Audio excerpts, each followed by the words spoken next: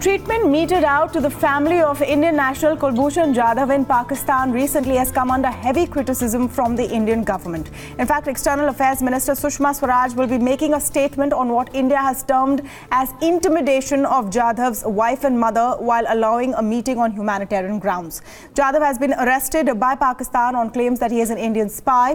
It's a claim that India refutes. Now, with this meeting turning into another point of tension between India and Pakistan, the question is what next and how will India bring Kulbhushan Jadhav back? To talk about this, I'm joined now by Vivek, Katju, former secretary with the Ministry of External Affairs. Thank you so much, sir, for speaking with us on BloombergQuint. In your view, is there anything that can be salvaged from this situation after what was claimed to be a humanitarian gesture turned out to be quite a farce on Pakistan's behalf?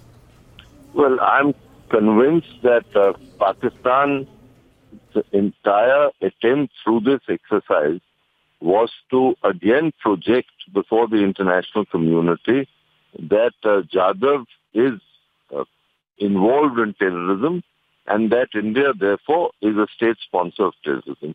The fact is that no one in the world has accepted the Pakistani claims, and the trial process itself was farcical.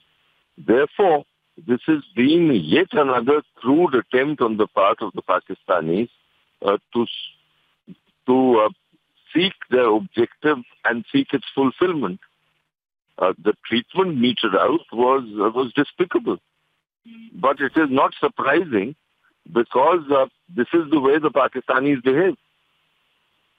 Which is exactly my question, that it is not surprising. This is how they behave. Now, we have taken them on in very strident tones and calling them out for this, churlish behavior or this brutish behavior. Is it going to solve the key purpose of bringing Kulbhushan Jadhav back? No, that is on an entirely different footing. What have we said? We've said that he was denied consular access, which is a fact. That under the Vienna Conventions of which Pakistan is a signatory, the Pakistanis were obliged to give us consular access to our nationals, and we have therefore approached the ICJ that they should order the Pakistanis to give consular access. We have further said that the lack of consular access has vitiated the judicial process, and therefore the judicial process through which he has been convicted, which is farcical, should be quashed.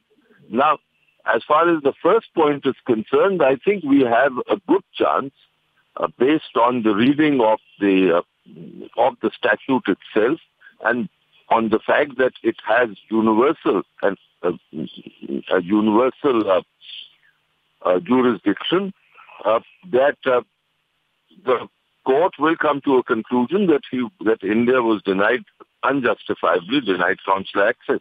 On the second point, the court, to my mind, can go so far as to say that yes, the process itself, the judicial process through which he's been tried and convicted, has been flawed because of the absence of consular access. What will the court say thereafter, I think, is a big question mark. And we'll have to really wait and watch how the proceedings go and what decisions come. So it will be on the ICJ decision that the next step will turn, though, as a matter of fact, the Pakistanis know, and as do everyone in the international community, that these matters are resolved finally on a quiet basis through reciprocity. That's exactly the point, Mr. Katju, because the ICJ's rulings are not binding at the end of the day. And one would, of course, hope for a favorable judgment from the ICJ that would exert pressure on Pakistan.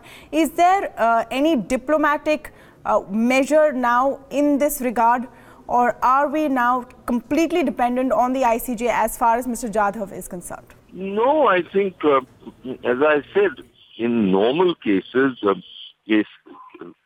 there is there are mechanisms that are adopted by states confronted by such situations to resolve issues.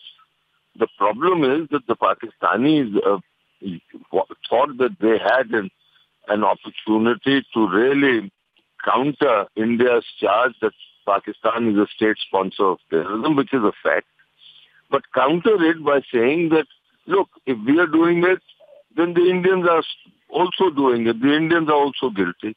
And that to my mind, was the entire purpose of the Pakistani exercise. And therefore, they've hyped it so much that that they'll have to somehow find a way in their own domestic process to be able to resolve it. Well, so I think the onus of resolving it has to be on them. Well, at the end of the day, there was boorish behavior. Jadhav's family members were made to take off their shoes, Mangal Sutra not allowed to speak in their local languages. But perhaps that was to be expected. Thank you so much. No, but one last word. Yes, Mr. Katju. I think the Pakistanis owe the Jadhav family a public apology.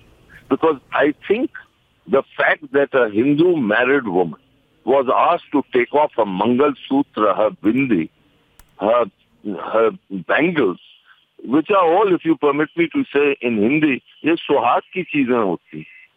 इसको कभी नहीं कोई कहता है कि उतारो. अगर security check के बाद के लिए उतारा भी जाता है तो फौरन लौटाया जाता है. They are returned straight away. So you really can't have this behavior. They need to apologize and apologize publicly, and I think that is what we must demand from them.